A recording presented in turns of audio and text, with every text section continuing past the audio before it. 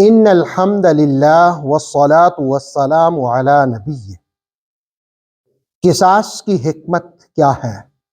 سورہ بقرہ کی آیت نمبر 179 کے ضمن میں ہم جاننے کی کوشش کرتے ہیں۔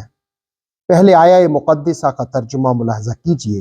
ارشاد باری ہے وَلَكُمْ فِي الْقِصَاصِ، اور تمہارے لیے قصاص میں حیات زندگی ہے، یا اولی الالباب، اے عقل رکھنے والو، لعلکم تتقون، تاکہ تقوی کا نظام قائم رکھو۔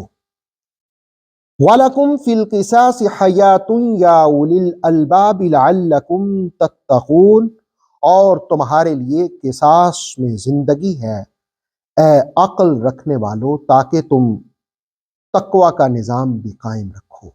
قرآن مجید کی تعلیمات یہ ہیں کہ جرم ہونے سے قبل ہی جرم کا خاتمہ کیا جائے۔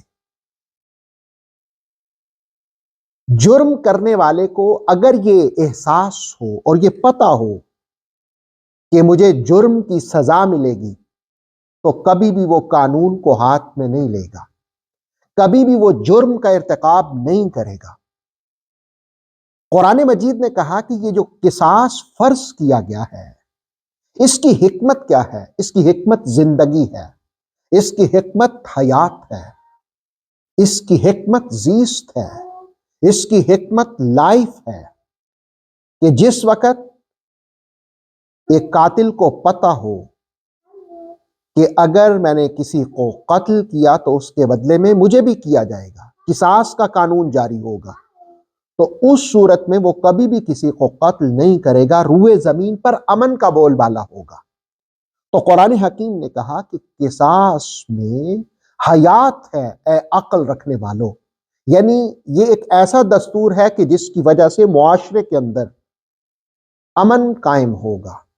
اور اسلام اور قرآن مجید کی تعلیمات اسی بات کی دعوت دیتی ہیں کہ روئے زمین پر امن قائم ہو، دنگا و فساد نہ ہو، خون خرابہ نہ ہو، بلکہ تمام انسان امن کے ساتھ زندگی بسر کرنے والے ہوں۔ اللہ رب العالمین روئے زمین پر امن کا بول بالا فرمائے۔ آتھینٹک اسلامک نالج کے لیے نور وحی یوٹیوب چینل کو سبسکرائب کیجیے، بیل آئیکن کو پریس کرنا مت بھولیے۔ نور وحی فیس بک، انسٹاگرام اور ٹک ٹاک پیج کو بھی فالو کیجیے تاکہ ہماری ہر نیو ویڈیو آپ تک بر وقت پہنچ سکے۔